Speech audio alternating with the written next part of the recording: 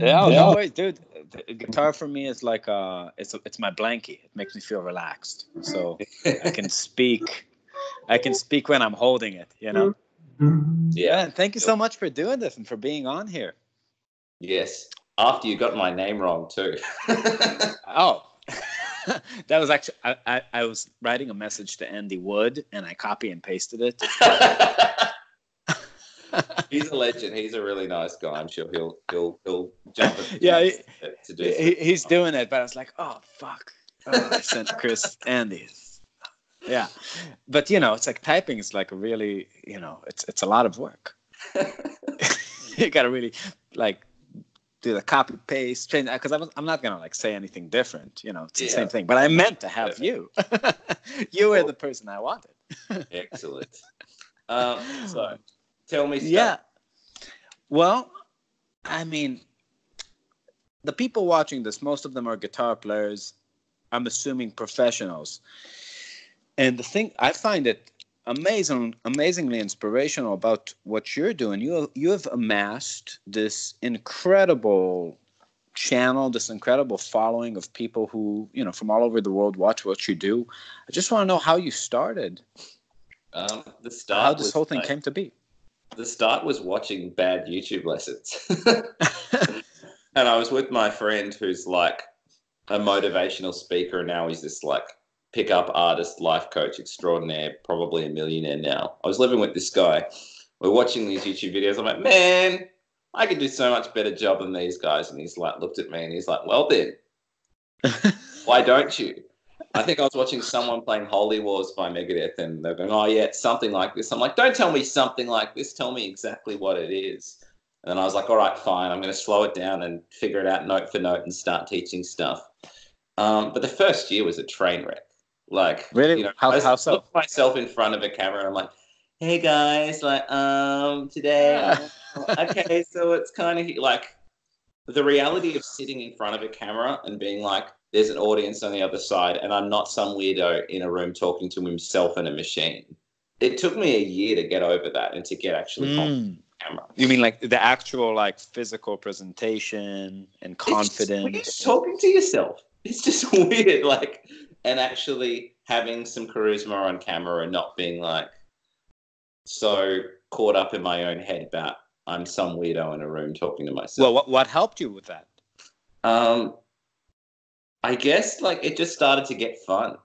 It started to get fun, and when you have that interaction, you have the same three dudes commenting on your channel every day, and you're like, oh, it's that guy again. How's it going, man? And then you get to a point where you're like, hey, everybody, lovely to see you all again, because it's going to be the same group of people that are commenting and any new people, and it becomes sort of more of a community, and you start to get the social validation that the energy you're putting in is worth something, and you're actually talking to someone because you have views, as opposed to like, I'm going to post this, upload, let's see what happens. And then it's like, resolution shit, you missed a note. Like in that beginning, all of the negative comments are so debilitating. And now I'm just like, I hope you get AIDS and die in a car accident, Like, oh, no.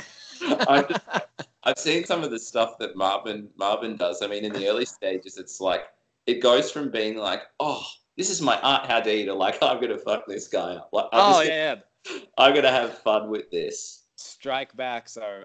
We have a zero tolerance policy. I don't let one slide ever. There was one of this guy. It's like, nice to see photos of you, gig, and you're like, most photos ever of things that have already happened. I was crying. It's like the show hasn't happened yet. We don't have photos from it, and I was just like, yes, this guy gets it.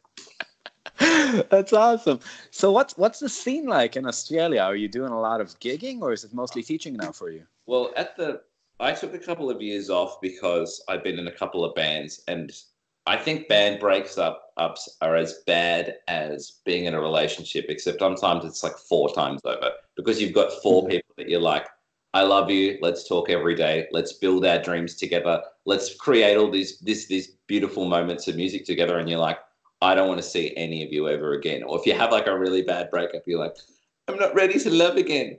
So kind of went into my YouTube shell and I did my solo album, which is like, I look back now and I'm like, whatever, that was just something I did when I was sort of grieving my band thing. But I got tagged in a post of this Australian prog band who are amazing called Teramaze. And someone's like, you should try out for this. And my wife was like, you don't want to tell your son, like, in a couple of years' time, Dad missed an opportunity to join a sick band because he's busy being like a wiener dad at home. She's like, you have to do this. You have to go for it. So I've just joined this band, Teramaze. I tried out. We get along really well. And That's awesome. It's kind of in like I don't know how to describe it. It's kind of like moments of Dream Theater, moments of Megadeth.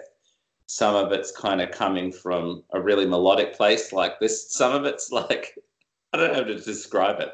Like really emotional Backstreet Boys, like really good. You know that song Incomplete? Like there's moments of piano where I'm like, this is hitting me really hard. This doesn't feel like heavy metal. Like it feels like beautiful music. Real melodic and soft, yeah. Yeah, melodic and soft. And that's something that I guess has happened since I started to lose the hair and I had a child and got feelings.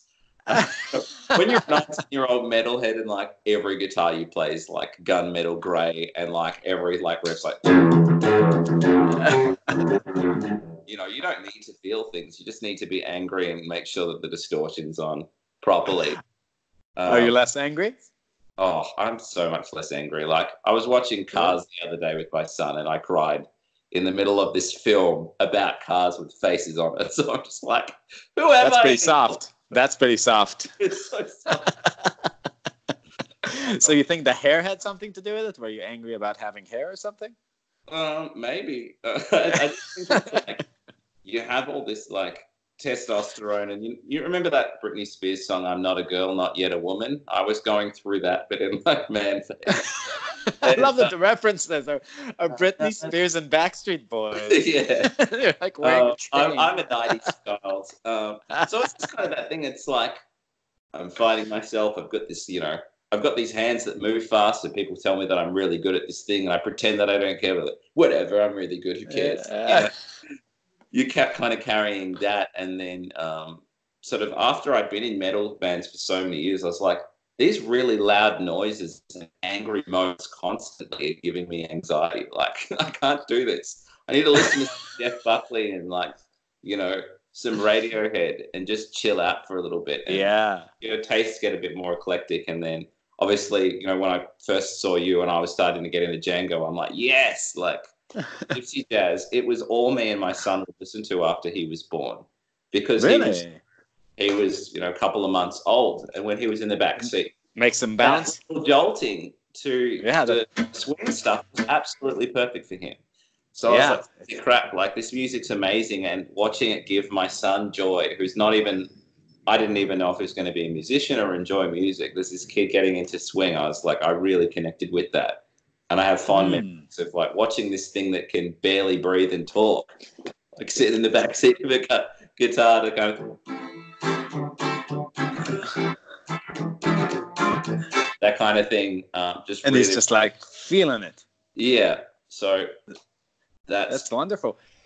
Man, our saxophonist Dani also has no hair and just had a daughter like a month ago, not even. So if he gets less angry, this would be a real shift in the band. He's usually very aggressive.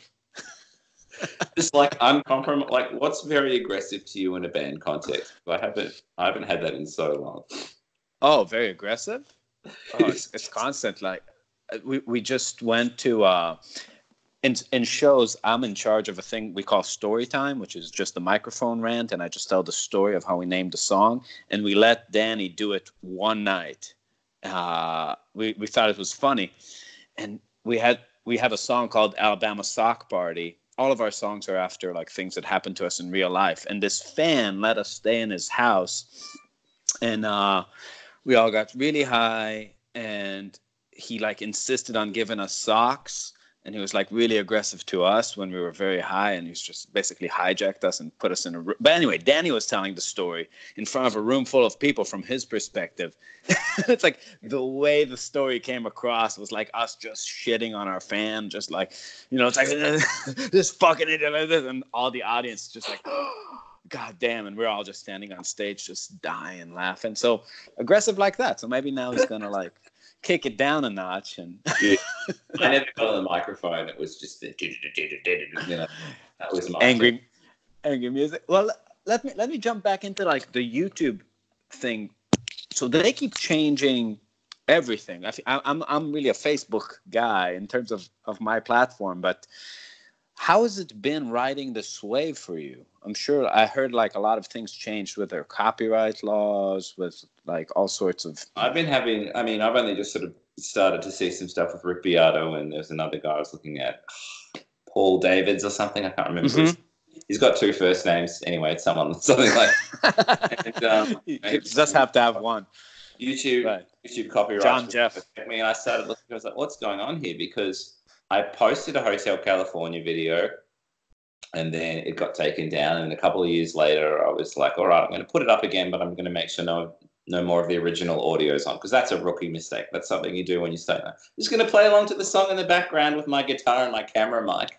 Now I've got, everything mic'd up and I talk properly, and I'm using a backing track, so I'm trying to avoid the copyright.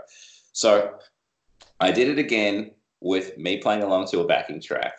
And then a couple of months later, they're like, no, you can't do that. It's got a version of the song, even though there's no connection to the CD. Oh, so that's a thing now. Like if I put a drum beat in and a chord progression and then play over the top of it 4 BPM slower than the original, and it's all me, and I've created the whole backing track and played over it, it's still a likeness to the original. So I take it down. I'm like, fine, I'm going to re-upload it again with no introduction, no playthrough of me playing the solo, just me saying, hey, here's me sliding into 11, here's me doing a bend, blah, blah, blah. How dare you? They're going to demonetize me now. Exactly. And then this has been banned in America. And I'm like, well, they can't know anything other than the fact that they know the title of the video has Hotel California in it, and that I'm teaching them music potentially without their permission. And I'm like, I'm advertising your band, not that it needs advertising. I'm sharing your music with people, and you get a cut of my money. Why would you, what's all that about? So that's been demonetized and removed from America. So I don't know how many more videos that's going to happen to. That one's the one I've had the most trouble with. But I uploaded a video the other day, and I hadn't even hit publish yet. And as soon as it was ready to go, I hadn't even hit publish, and it said, this contains music by this band. You must share monetization. It's not even live yet, and YouTube's ready to halve my revenue. So it's really tight now. That's so crazy. But your business model really is teaching people's music. So how does that? It seems like such a generous service. Yes, that a lot of people want. They're taking such a bite of it. Strange to me, but I guess there is a degree of what kind of permission is this? But I've had Corey and Matt from Trivium repost my stuff, going, "Hey, check this guy out. He teaches our stuff really well," which is extremely flattering. I got a message from the guitarist Andy Sneak from Judas Priest. He wasn't in the band, but he sort of just joined a couple of months ago. And I got a message from him on Facebook, and I was like, is this real? And he's like, dude, I'm in a hotel, and I'm having a really hard time learning these solos. Thanks for your help. We're about to play all these shows. And I'm like, whoa. So he's sitting there. This guy is about to get on stage with Judas Priest watching my videos, learning this stuff. So these people don't seem offended by it. So YouTube's kind of speaking on behalf of everyone, which is kind of... And when they're doing that, they basically keep all the money, all the revenue, or they send it to those people? How does that work? With the record company. But if you're blocking my video and no one's watching it and no one's getting that ad pop up, hey, would you like to buy Pepsi? Skip ad, and then I get a cent, and then we halve that cent. They're taking that away from the potential viewers to get the ad revenue. So they're screwing themselves out of money as well, which makes no sense to me. That's just seriously messed up. For me, it's like, all right, well, if I'm going to be demonetized, I can't be like, all right, I'm just going to wait for that YouTube cash to roll in. Because even as it stands with a wife and a kid, $600 or $700 a month isn't enough. And that's not guaranteed either. Some months I'll make $700. Some months I'll make $5. It's kind of up and down depending on what the content you've put out is, whether it's Christmas and everyone's bored and just watching YouTube videos for a few weeks, which is really, really nice bonus to have. I need to have my Patreon out. I need to have my Udemy courses up. I need to have my book out. And at the end of every episode, I'm like, hey guys, just letting you know, I wrote this book, because the monetization YouTube can offer me is not as good as what I can get from all the other platforms, or it's not enough. Of course, to sustain, of course. Stuff, and it's like, it's not product placement, it's me. Like, I don't know if you've seen all that stuff with people like, and I just got this game Raid on my mobile, and look at the detail on these champions, it's these guys playing this RPG, and they all got a script. So you had like Jared Dines, Stevie T, and that guy from Spectre Sounds, whatever his name is, and they all had this ad with different voices and just different hands holding this one video. I was like, obviously it's got now where people have to kind of fall back on a bit of product placement to make ends meet if all they're doing is YouTube. But for me, that would be so strange if you're like playing a Megadeth solo and like, check out this sprite though. Yeah. I got asked a couple of years ago to sell a glow-in-the-dark pickup, and this guy's like, I'll offer you $1,000 if you do this thing. And I was like, I can live without the money, because the integrity behind, like, here's a glow-in-the-dark pickup, you're going to look stupid. And I was like, the slippery slope when you start saying yes to things, it's like, I don't think I owe it to the fans per se, because some of my fans are absolute dicks. Like, they're people that hate me and want to just, like, as soon as I get a video, thumbs down. That'll show Chris Zoupa for being better at guitar than me. So I don't feel like I owe it to them. There's some lovely dudes out there, but for my personal integrity, I was like, I can't sip a Sprite in the middle of my videos. I don't feel genuine about that. I absolutely relate to that. Yeah, and I think it's a strange kind of path to start going down. And I think a lot of people saw these three dudes do the exact same commercial about the exact same video game, and all of their videos completely unrelated to what they were talking about. And I thought, these dudes are selling out, and it's not classy. Yeah. So it's hard, but for me, it's like, hey, I work really, really hard. And by the way, I worked even harder on this book that I wrote that's about, shredding or modes or whatever it is. This is going to make you better at your instrument if you're interested. Check this out, support me. It's genuine. I was very impressed with you immediately, just because how timely you are and how you keep your schedule straight. I mean, this is like a new level for me. You're like, see you in 12 minutes. I was like, whoa. I got the message from you, and I'm like, I'm in the middle of this lesson with this guy for this Lamb of God thing. I've got to get through this. I start most days at 6:30 in the morning. I'll Skype my Americans and Europeans, and then it's just sort of America, Canada, some of my Aussies till a certain point. And then from about 4 till 8 or 9 at night, I'll just teach local kids and anyone else from Australia. So I'm trying to get all time zones covered so I can make money from 6:30 till 8 in the evening. And that's what I do 3 days a week. And that supports a pretty nice house and a loving wife and a pretty annoying child. But that's what I have to do. Like, can you make a living off music? I'm like, yes, you can make really, really good money, like playing gigs and teaching guitar and writing books and releasing video courses and having a Patreon and having a YouTube account. If you have your finger in that many pies, I think a lot of people have the fantasy that the YouTube thing, like providing content alone, will win you that game.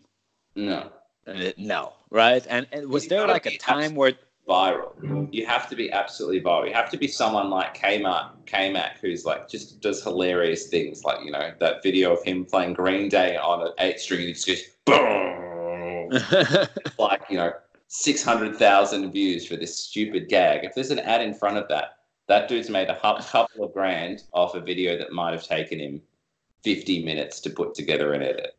How does the monetization work on YouTube? Like when you get to the high level, like what amount of money equals hits? Like how does that calculation work?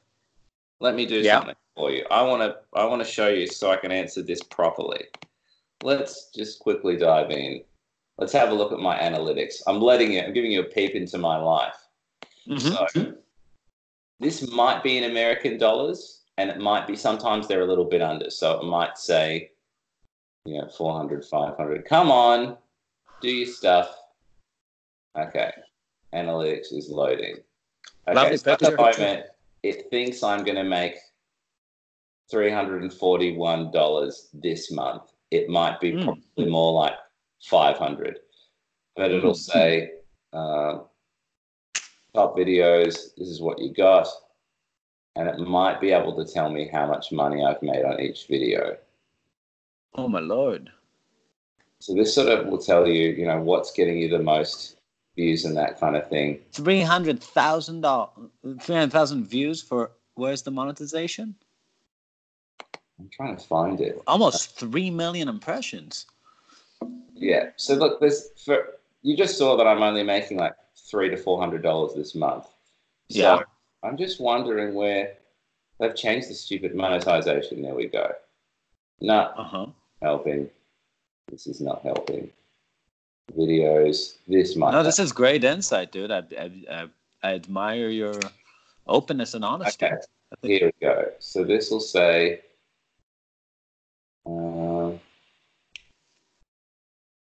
This video is being monetized. This one already. This one's been up since April 7. Copyright claim revenue sharing. Metallica wants a bite. Yeah, they sure do. So I'm just wondering if there's a little thing. You might have to edit this disappointing figuring out. No. People are loving this. Trust me, a lot of these people are just dying to, figure out a way in this world. And I think that what you're saying is basically the way is to do a lot of different things. Yeah. I'm trying to just quickly figure it out if it's in this. Because the old one, it used to say, what are your top 5 videos? And then it would just say, this video has made you this much this month. And they've just sort of changed some stuff around, which is making me very, very sad. Yeah. And let's just put it all together. And then it might even give you like a lifetime thing. I might be able to get that one up and just sort of say, like, what's your lifetime revenue? Top videos, real-time activity. I mean, even if you look at this, I've had, what's that? 836,000 minutes of YouTube have been watched, and I make $341. Holy shit. Yeah, look at that. That is so fucked up. Yeah, this one, 296,000 views.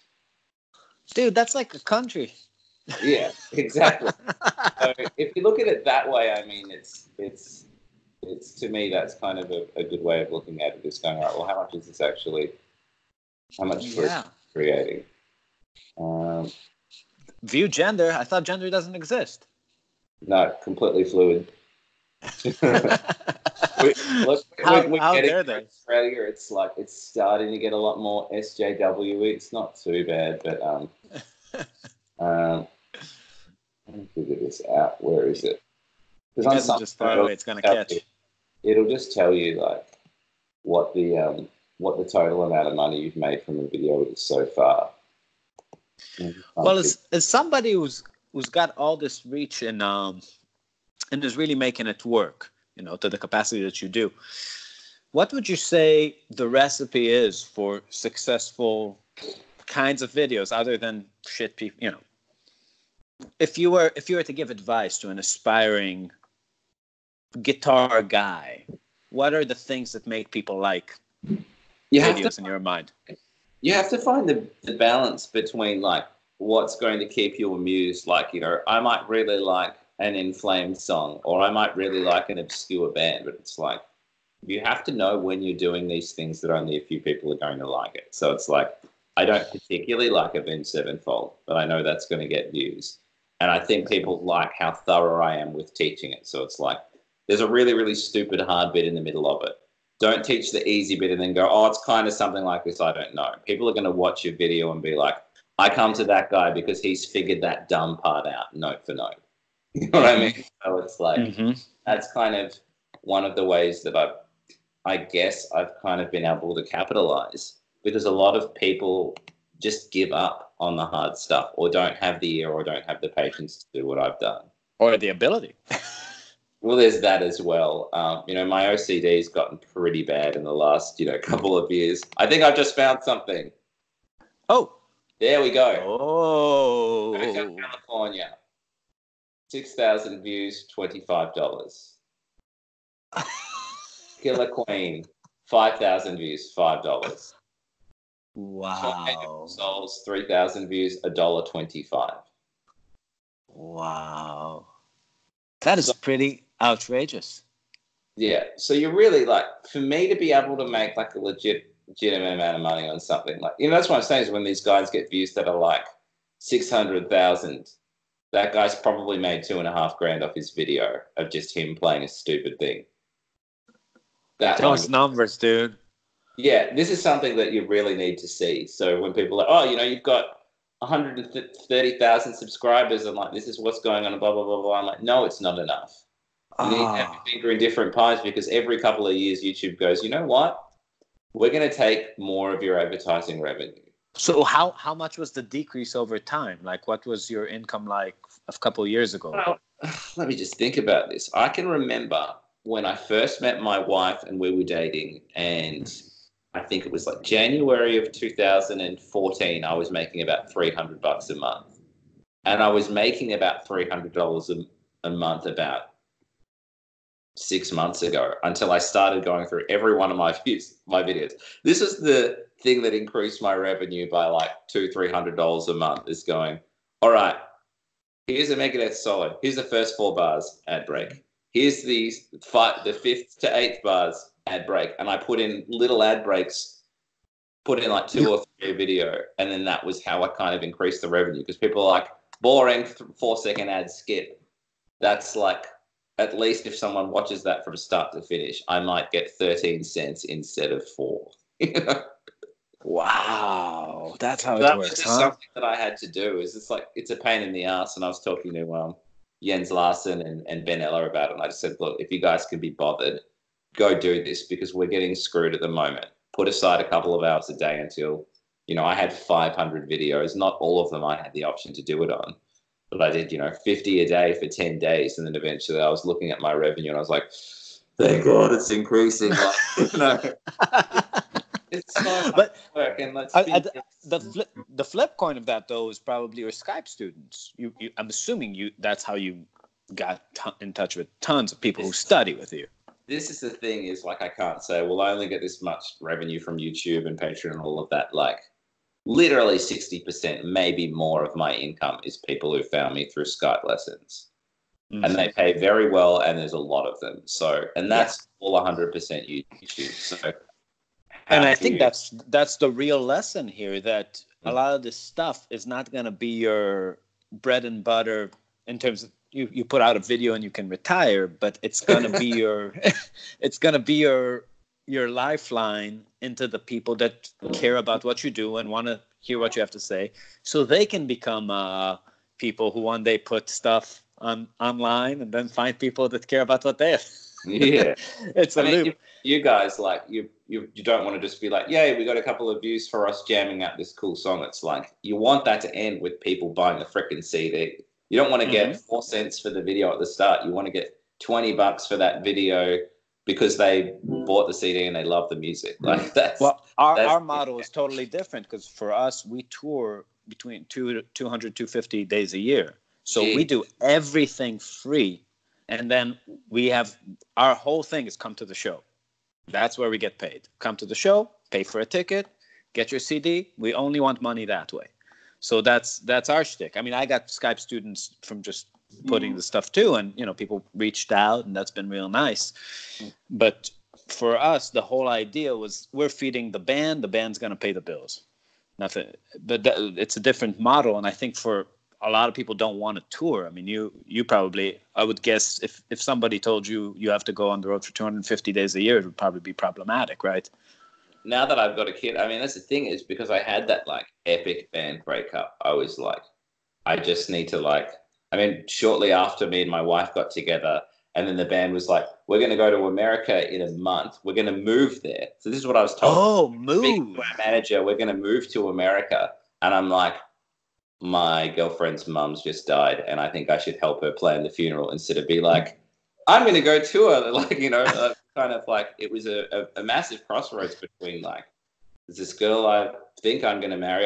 We'd only been together shortly, but I just had this feeling, and it was like that or that. And it was like, I also had a business that I was running with my brother, and it's like, I don't want to be $12,000 in the hole in rent that with money that I can't make, plus abandoning this girl that I think, so I had to make these decisions, and I was like, I think this like touring, filling stadiums dream is gone. I think I need to just see where this being a good husband and eventually father thing takes me.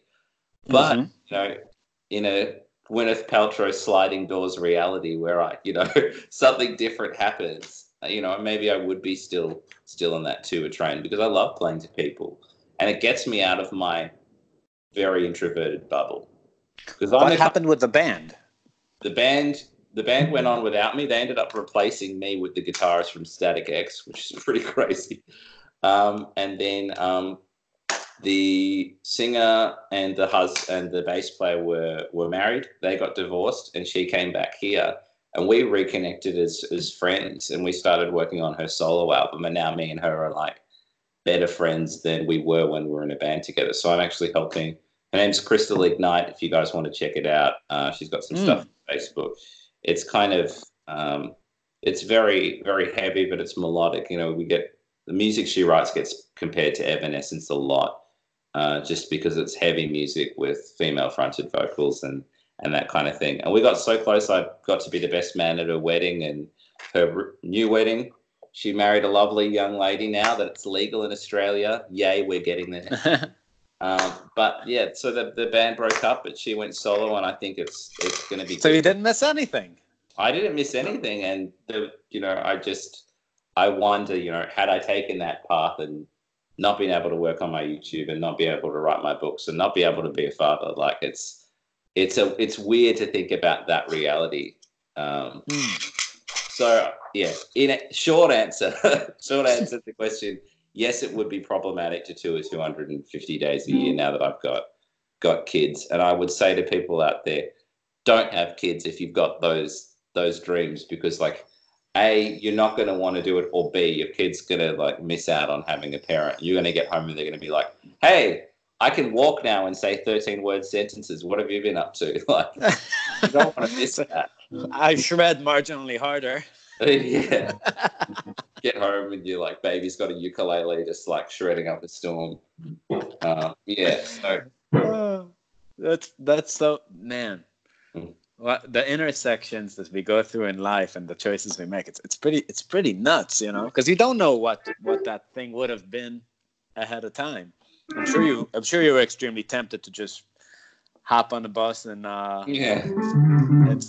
and start doing this thing. It's hard because I'm at like, how do I say this in a modest way? I don't want to say it in a modest way.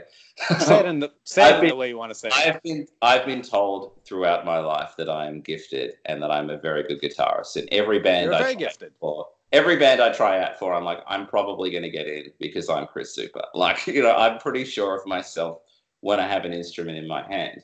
So it's like people are like, this is your destiny. You're meant to be doing things. And it's kind of like, am I fighting that identity that I think I've created or everyone else expects of me? So there was that temptation to do it. But then it was like, well, I can be talented on my own terms as well. Like, I can do what I want. And you're doing great for yourself. I mean, in a sense, you're much more of a known guitar player than a lot of people touring 300 days a year, which is funny because the human attention shifted out of the clubs and online. So yeah, it's very. A lot of guitar players have spent hours and hours with you. Yeah, there's a guy slicing a ham at the deli the other day. We're just sitting there, and my wife's looking at me. And we're just like waiting. This guy, and he's like slicing the ham. And he's giving me this weird look. He's sitting there shaving this ham, and he's like, "You're Chris Zoupa, aren't you?" And I'm like, "Oh, okay." I thought he was like ordering ham. This is my ham, motherfucker. Like I thought that was what was going on. And then he was trying to figure out who I was. And my wife's like, "You're kind of famous now, aren't you?" I'm like, "I guess." Yeah. So I'm really known in delis. I'm pretty hot in the sliced meat scene. There's a great Tom Waits interview where he takes his kid to Guitar Center, and he's like going to the piano room and he's standing by the keyboards and he's just waiting to be recognized, and nobody knows who he is. And then he goes to he goes with his son and they go by like this garbage truck. and both the guys hop out of the garbage truck to ask for signatures. Garbage truck. That's pretty fun. Yeah. So I don't know. You don't control who likes you, but it's good that they do. Yeah. It's never a much thing. Man, so that's incredible. So I think the greatest advice you was already given, which is if you're gonna do this instructional thing, touring isn't your only aspiration, there's definitely a way to piece yourself together, right? Yeah. From many kind of how'd you say it? Like finger and lots of pies. Finger and lots of pies. YouTube, Patreon, books, Udemy courses, converting, your fans into Skype students. Like, I have a lot of ways that I can make money, and as a result of that, I can only work 3 days a week. I can get away with lifestyle. I can spend the rest of the time just writing tunes and making videos and spending time with my son. But people are like, how do you only work 3 days a week? I'm like, it's because I've got all these passives, and when I work, it's 12 to 14 hour days. It's like, well, how do you fill 12 to 14 hour days of music? And I'm like, you use different time zones across the world. And you exploit those people who want to get guitar lessons from you, and you can charge a premium because they're like, well, there's someone around the corner, but I want Dani Rabin in this part of the world. It's just this little city, just that one guy. It's like, well, I'm not going to charge the same amount of money as the guy around the corner from you. You can Google guitar teachers, you'll get 10 in every city really close. So if someone specifically wants you, well, you've got the right to charge them a gentleman's premium, as I would say. Unbelievable, man. Well, I'm not going to steal any more of your time. I think this has been so eye-opening, and you're so open and awesome and funny. You're a funny dude. I'm dying to go to Australia and have some drinks with you. Yes.